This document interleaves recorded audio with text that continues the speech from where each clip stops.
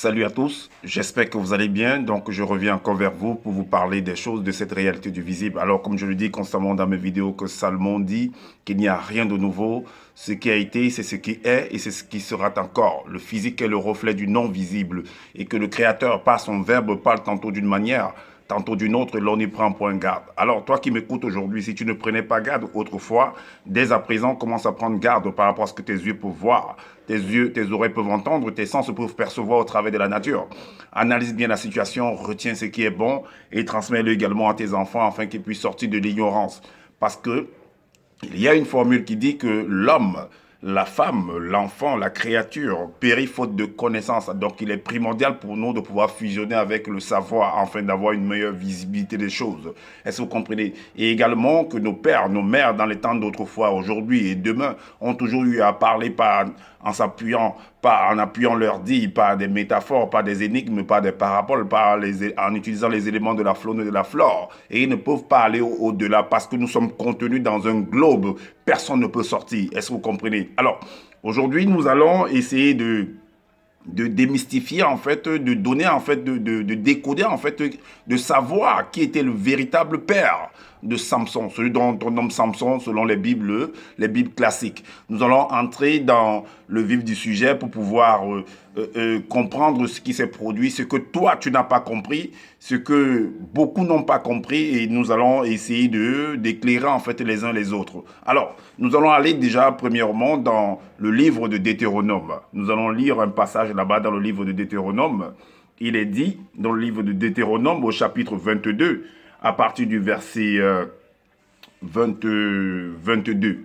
Le Deutéronome 22, le chapitre 22, le verset 22, il est dit: si l'on trouve un homme couché avec une femme mariée, c'est-à-dire que couché, c'est-à-dire que en train de s'accoupler avec un homme en train de s'accoupler avec une femme mariée, alors les deux, ils mourront tous deux.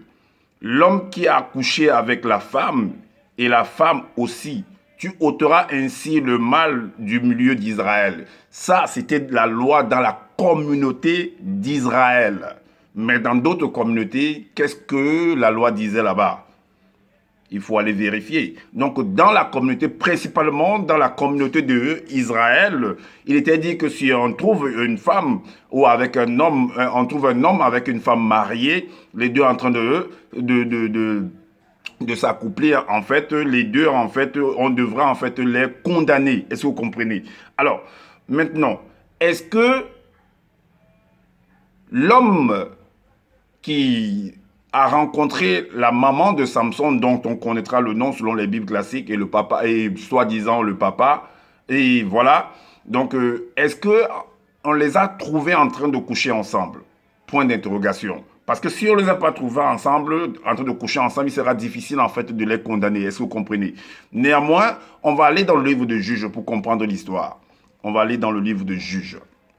Dans le livre de Juges, au chapitre 13, à partir du verset 2 au verset 3, il est dit que il y avait un homme de Tchoréa, de la famille des Danites, et qui s'appelait Manoach. Un homme qui s'appelait Manoach.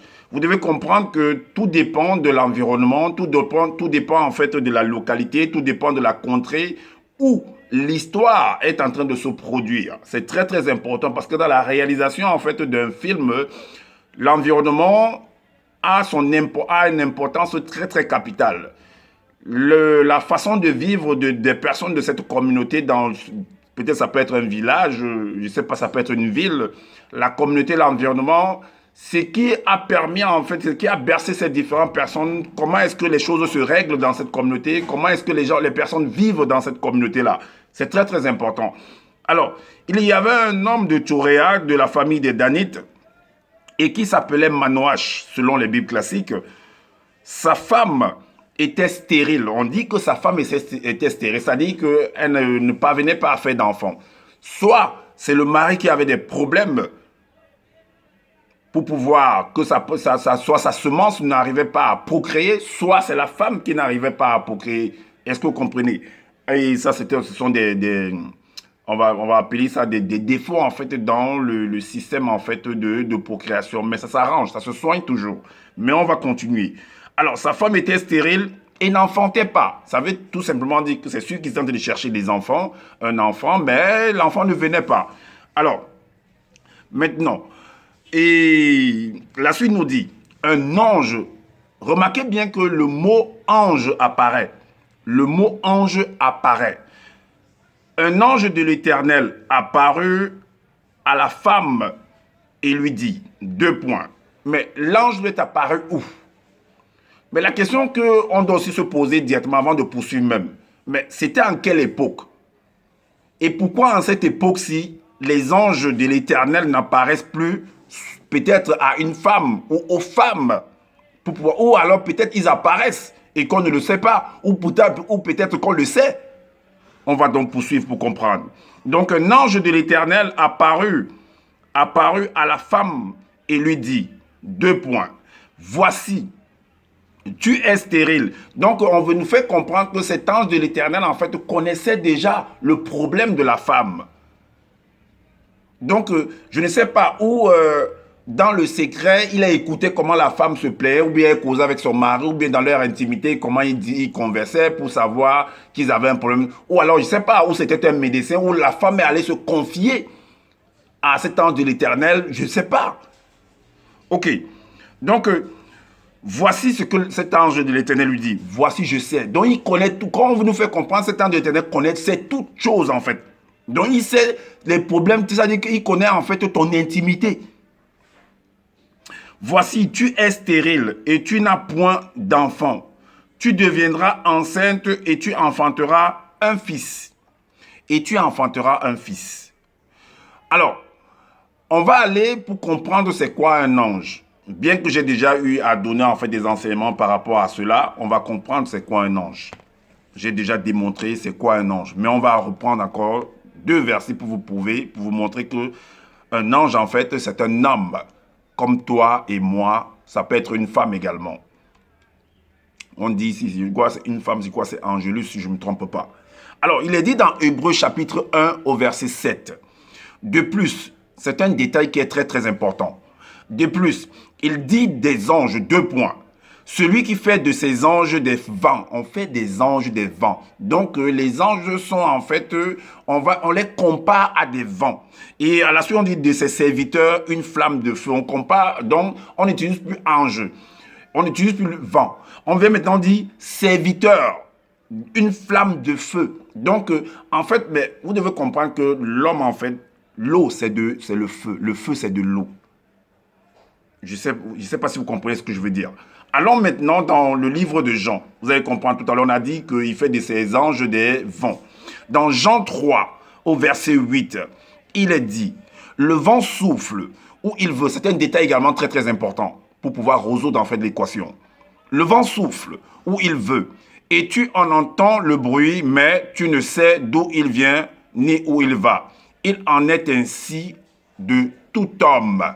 Il en est ainsi de tout homme qui est né de l'esprit. Il en est ainsi de tout homme. Donc, on nous fait comprendre au travers de ces différents détails que l'ange dont on a comparé à un vent, on vient maintenant, on dit que le vent souffle, on ne sait d'où il vient, d'où il va, et qu'il est semblable, il est pareil, il est identique, c'est-à-dire que c'est pareil à un homme qui est né d'esprit. Est-ce que vous voyez? Donc, on nous ramène, on vient conclure en fait la chose en nous faisant comprendre que c'est un homme comme toi et moi dans ce globe visible, dans ce globe là où nous sommes.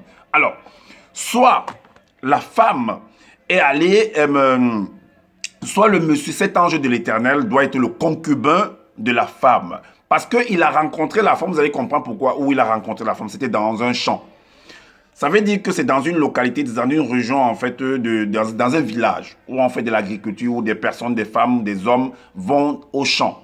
Est-ce que vous voyez, en ville, on dit le champ va être comparé à un lieu de travail, à un bureau, ainsi de suite. Est-ce que vous voyez? Donc, la femme va dans un champ, dans un kit de chez elle, elle laisse son mari, je ne sais pas si son mari était vieux ou il était handicapé, je ne sais pas. Mais elle est partie au champ seule. Ou alors il est resté faire d'autres travaux à la maison. Elle est partie au champ seule pour aller travailler. Soit c'était son concubin. C'était son concubin. Et elle trafiquait des choses avec cet homme-là. Mais vous allez comprendre en fait pourquoi je le dis. Parce que l'histoire qui va suivre après, c'est-à-dire que l'arrangement qui va être fait entre la femme et cet homme-là, cet ange de l'Éternel-là, et c'est qu'elle ira raconter à son mari. Vous allez comprendre pourquoi. On va vous donner, on va aller dans Genèse pour vous montrer en fait à quoi est-ce que ça ressemble également.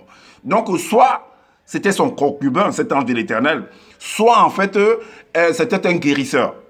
Donc, vu qu'il y avait des problèmes de conception, donc soit c'était, si c'est la femme qui allait rencontrer, ça veut dire que c'est la femme qui avait certainement des problèmes de concevoir, ou soit c'est le mari, je ne sais pas trop, soit c'est le mari, et que la femme va aller s'assurer si c'est elle ou c'est, je ne sais pas. Mais normalement, vous devez aller à deux.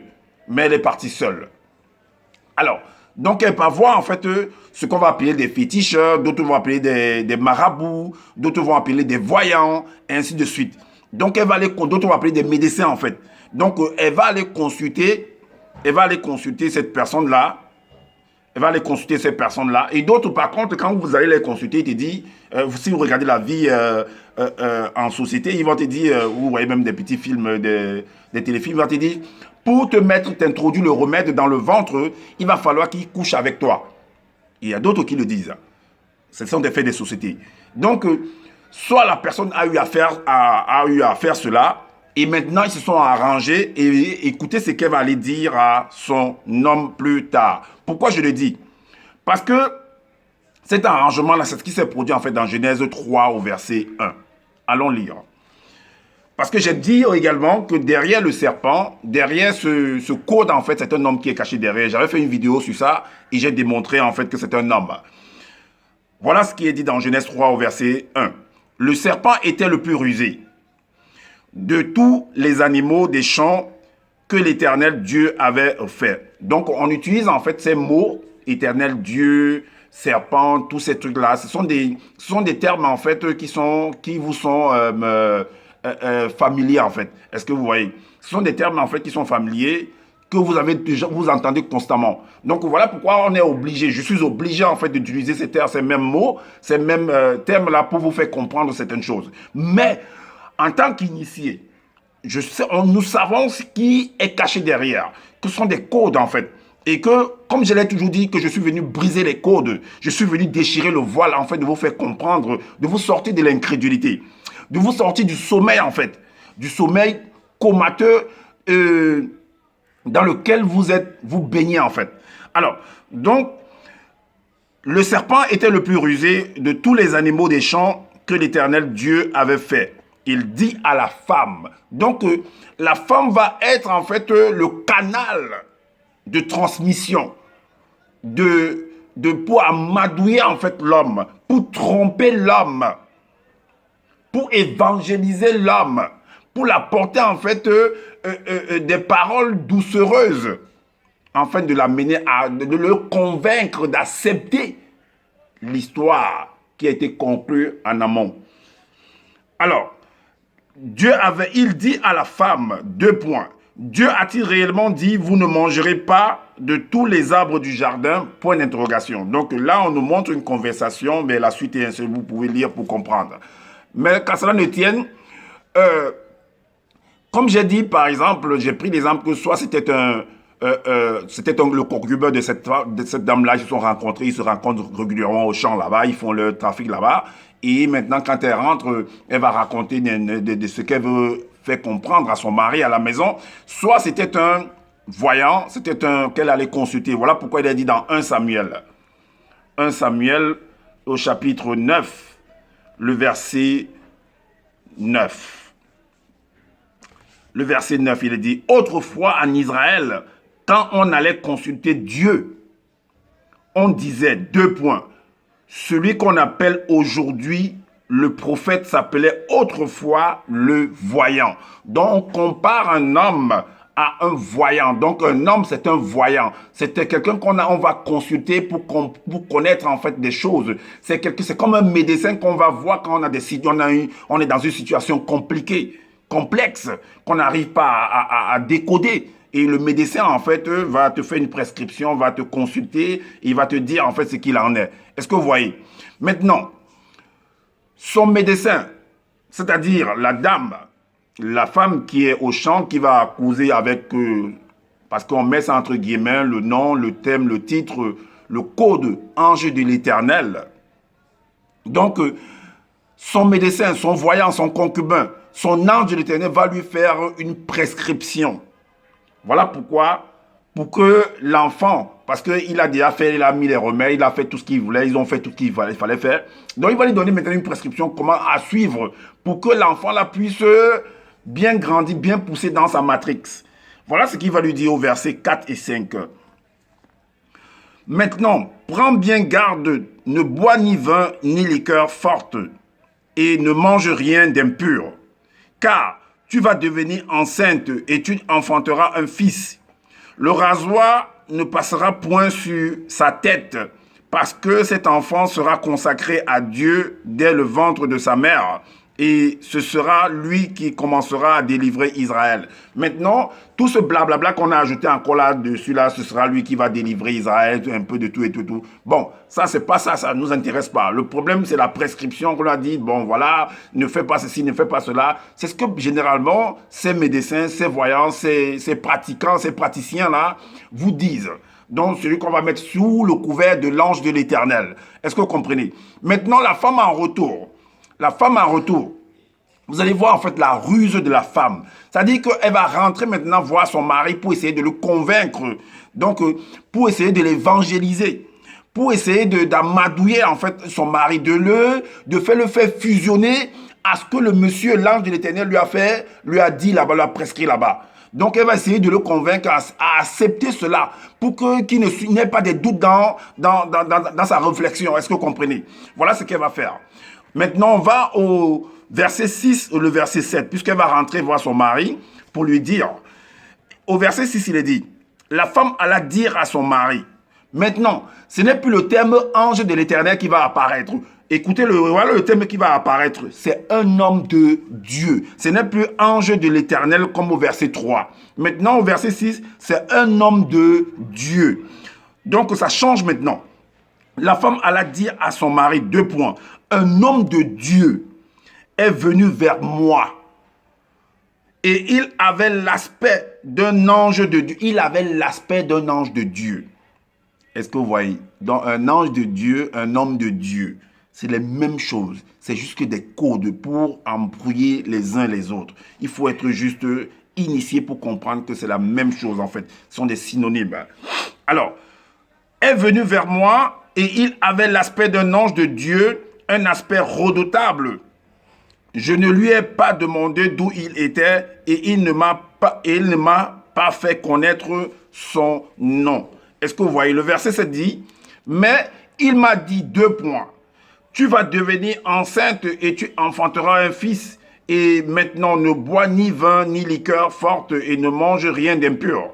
Parce que cet enfant sera consacré à Dieu dès le ventre de sa mère jusqu'au jour de sa mort. Mais c'est trop facile de venir écrire des choses et d'accepter de lire comme Tintin au Congo en fait.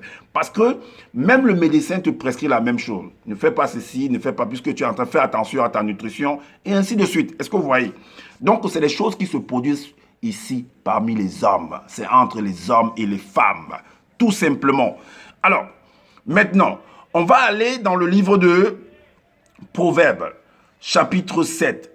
On va ouvrir cette fenêtre-là, vous allez comprendre en fait également ce qui s'est produit, la profondeur en fait de ce qu'on vient de lire dans chapitre 13 de Juges 6 à 7. Proverbes 7, 21 à 22, il est dit.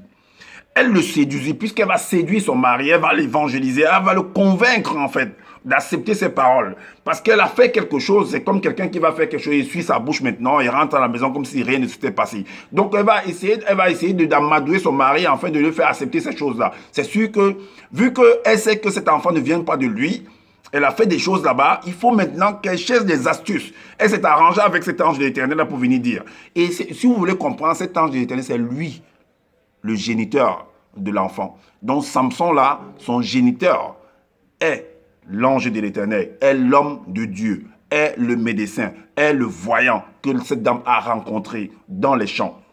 Alors, elle le séduisit à force de paroles. Elle l'entraîna par ses paroles, par ses lèvres doucereuses. Il se mit tout à coup à suivre comme le bœuf qui va à la boucherie, comme un fou qu'on lit pour le châtier. Donc, il a accepté les paroles de sa femme. Il a été convaincu par les paroles de sa femme, par l'évangile que la femme a ramené. Est-ce que vous voyez? Voilà pourquoi également, on va dans 1 Samuel toujours, au chapitre 9. Le chapitre 9, le verset 8 à 9. On dit... Le serviteur reprit la parole et dit à Saül, « Voici, j'ai sur moi le quart d'un cycle d'argent, je le donnerai à l'homme de Dieu. » Je le donnerai à l'homme de Dieu, comme également, il a été mentionné également l'homme de Dieu. Également, je le donnerai à l'homme de Dieu et il nous indiquera notre chemin. Donc, il connaît tous les chemins, comme c'est écrit dans le livre de Tobie également, cet homme qui a accompagné le fils de Tobie. Alors, le verset autrefois en Israël, quand on allait consulter Dieu, on disait, venez et allons au voyant, car celui qu'on appelle aujourd'hui prophète s'appelait autrefois le voyant. Et c'est ce qui s'est produit également dans Genèse au chapitre 3 au verset 6. Parce que la femme, après avoir discuté avec le serpent, après avoir été convaincue, après que le serpent l'ait évangélisé, après que le serpent l'a mis des paroles doucereuses en elle et qu'elle a hébergé cela en elle, elle est partie maintenant, après avoir consommé de ce fruit-là, de cette parole-là, elle est maintenant allée convaincre son mari également à son tour. Voilà pourquoi il est dit dans Genèse 3 au verset 6, la femme vit que l'arbre était bon à manger et agréable à la vue et qu'il était précieux pour ouvrir l'intelligence. Donc, la parole là va ouvrir l'intelligence dans une autre facette. Est-ce que vous comprenez? Donc, ça va convaincre en fait son mari parce que ce sont des paroles intelligentes selon ce qui est mentionné. Car elle prit de son fruit et en mangea. Bien entendu, puisque ça a eu de l'effet. On dit que c'était précieux pour ouvrir l'intelligence, donc pour faire produire quelque chose. Et ça a produit, il y a un fœtus, un enfant, un embryon qui est en train de produire, la graine qui est en train de se développer dans son ventre. Elle prit de son fruit et en mangea. Mais on ne mange pas seulement que par la bouche, hein, on mange par tous les sens. Est-ce que vous voyez? Là-bas également, c'est un sens. En bas, dans le truc, dans la partie secrète là-bas, qu'on appelle partie secrète. Ok. Elle prit de son fruit et en mangea. Elle en donna aussi à son mari qui était auprès d'elle. Et il en mangea également. Donc, il a accepté également cette proposition, cette prescription-là, que voilà, on doit faire comme ça, donc lui, il est content en fait. Alors, maintenant, vous allez voir l'incrédulité en fait de son mari. L'incrédulité de l'homme, du mari. Parce qu'il y a des gens comme ça, ils ne réfléchissent pas. La femme vient te dire des choses, tu acceptes, oui, oui, oui, béni, oui, oui, oui. Tu ne cherches même pas à savoir que voilà, et c'est comme ça. Parce que, vous savez, les gens qu'on appelle les marabouts, les féticheurs, les médecins, s'ils te disent une parole en fait d'évangile, ben, toi le mari, vu que tu es ignorant, tu n'as pas appris, tu vas seulement accepter, oui, oui, oui, oui. Même s'il a pris ta femme, il a allé en consultation là-bas, il a même couché avec elle, ben toi, et qu'il a convaincu ta femme va en retour te dire, tu vas seulement accepter en fait. Il y a des personnes comme ça, ils acceptent. Voilà pourquoi dans Juge 13, au verset 8, il est dit, l'incrédulité de son mari, du mari. Manoël fit cette prière. J'ai fait un enseignement par rapport pour démontrer en fait c'est quoi une prière. Est-ce que vous comprenez? Il a fait cette prière à l'Éternel. Il fait la prière à l'Éternel. Au début, on a parlé ange de l'Éternel, on a parlé l'homme de Dieu. Maintenant, lui a fait la prière à l'Éternel. Il va dire, ah Seigneur, que l'homme de Dieu, écoutez le langage, la façon dont il s'est écrit là, que l'homme de Dieu que tu as envoyé vienne encore, que l'homme de Dieu, mais si tu me parles directement, pourquoi est-ce que tu dois dire que, mais tu pourrais dire que, mais Éternel, l'homme que tu as envoyé, qu'il revienne encore me parle, et non de dire que l'homme de l'Éternel, l'homme de Dieu que tu as envoyé. C'est quoi cette affaire-là? Vous voyez que il y a un défaut d'écriture là.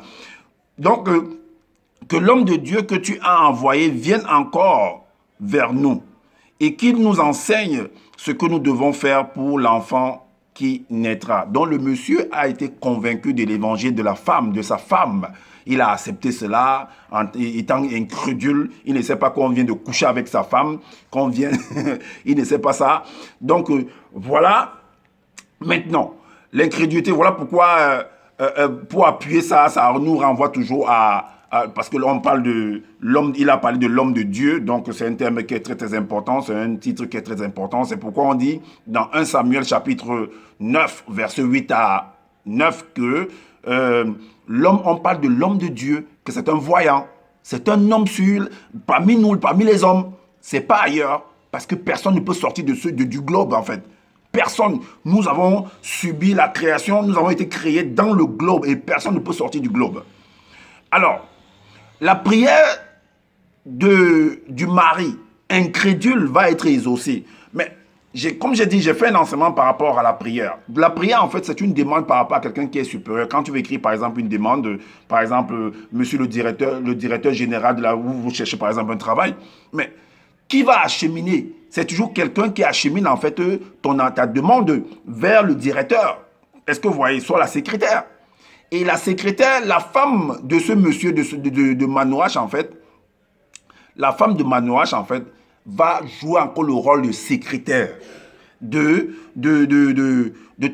courroie de transmission entre l'ange de l'Éternel, entre l'homme de Dieu, entre le voyant, le médecin, le féticheur, le guérisseur, le marabout et son mari.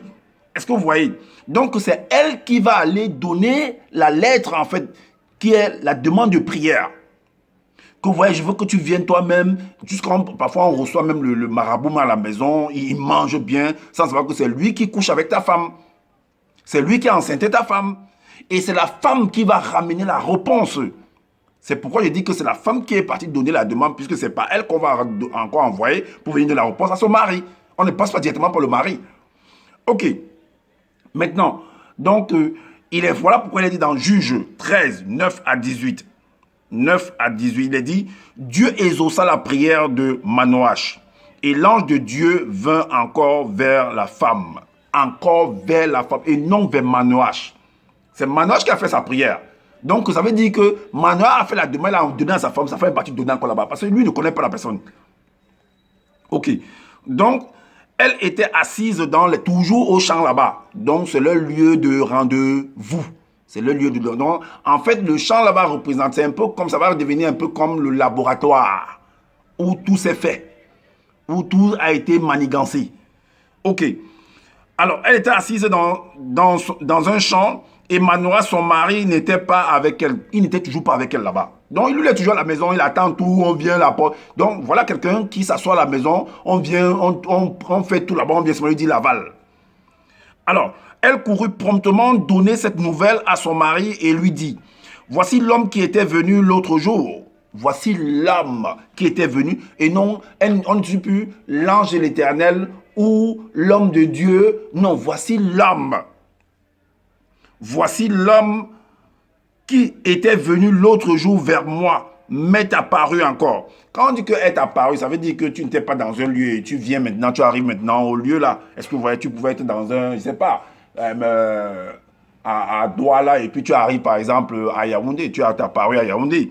Donc, tout dépend de comment vous comprenez ce mot-là. Alors, Manoach se leva, suivit sa femme comme un dingo. Elle alla vers l'homme et lui dit, est-ce toi qui as parlé à cette... Mais il dit à cette femme, et non, il ne dit pas à ma femme. À cette femme, il répondit, donc avec trop de négligence également de sa part, même quand il parle de sa femme. Alors, il répondit, c'est moi. Oui, c'est moi. Manoach dit maintenant, si ta parole s'accomplit, que faudra-t-il observer à l'égard de l'enfant et qui aura-t-il à faire? L'ange de l'Éternel, maintenant, on change encore de terme en fait. L'ange de l'Éternel répondit à Manoach, la femme s'abstiendra. Il ne dit pas ta femme s'abstiendra, il dit la femme s'abstiendra. Donc lui-même, il méprise en fait la femme de ce monsieur. Il méprise l'homme.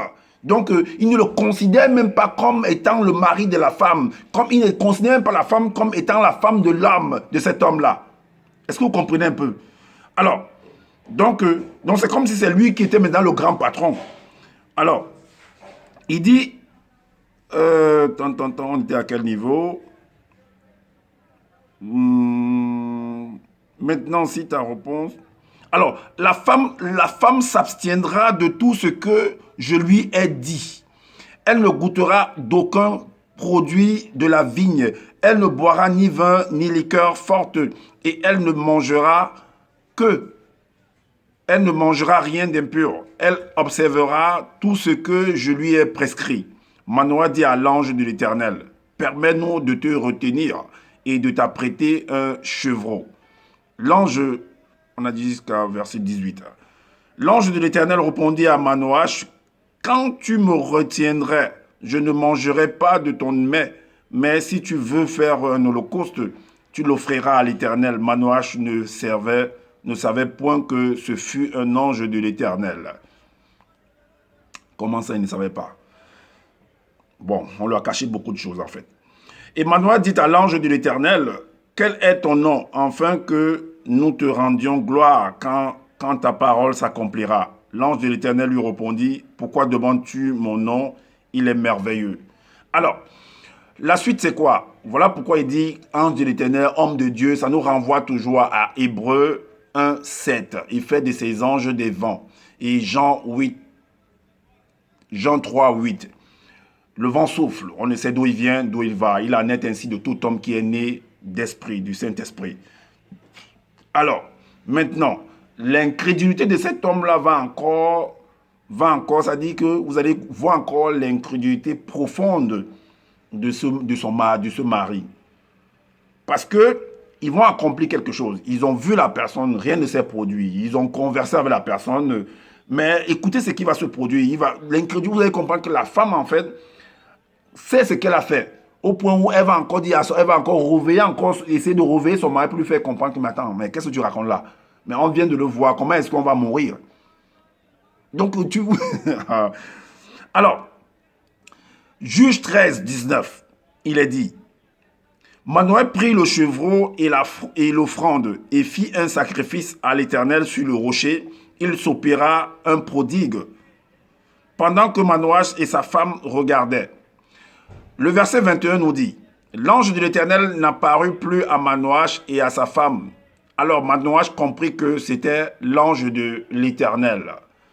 Mais depuis que ta femme est venue t'annoncer et tout, ben, tu ne savais pas que c'était cela ou bien quoi. Alors, le verset 22 nous dit, et il dit à sa femme, nous allons mourir. Donc, il a toujours peur en fait. Donc, on montre son incrédulité, il est toujours peureux en fait. Il ne veut pas réfléchir. Il ne veut pas en fait chercher à comprendre que, mais qu'est-ce qui la situation qui se produit devant lui.